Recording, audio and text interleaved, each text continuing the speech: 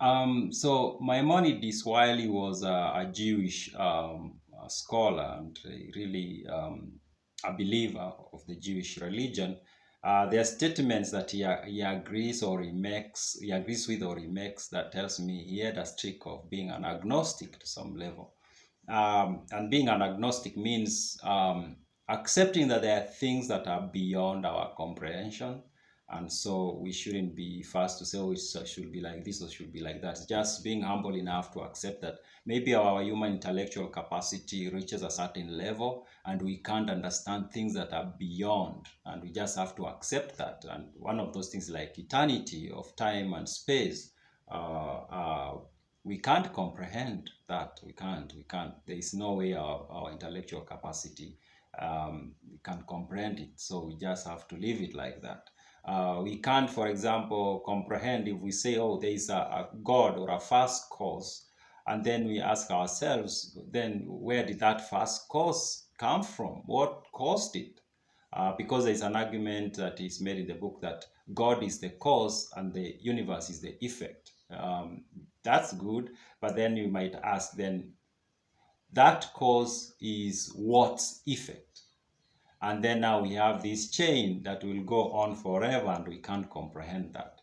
So um, Maimonides seems to agree that there are things we'll never be able to comprehend. And this is what he says. He says, Aristotle never intended to prove these things. And I agree with him that the ways of proving these theories have their gates closed before us. And there being no foundation on which to build up, and there being no foundation on which to build a proof. So he says Aristotle had said that some of the theories that philosophers come up with, uh, there is no way to prove them.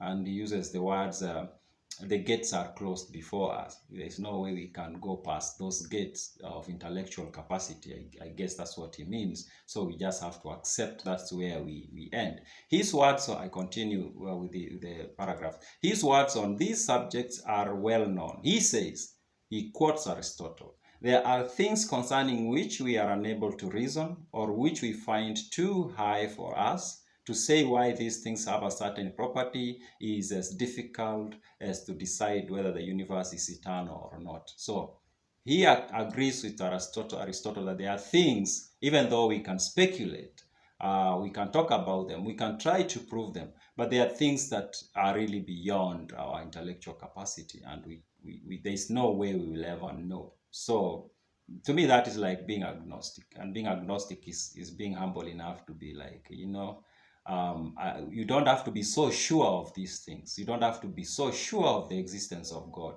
You don't have to be so sure of non-existence of God. You don't have to be so sure of all things, because some of these things are beyond our mental comprehension.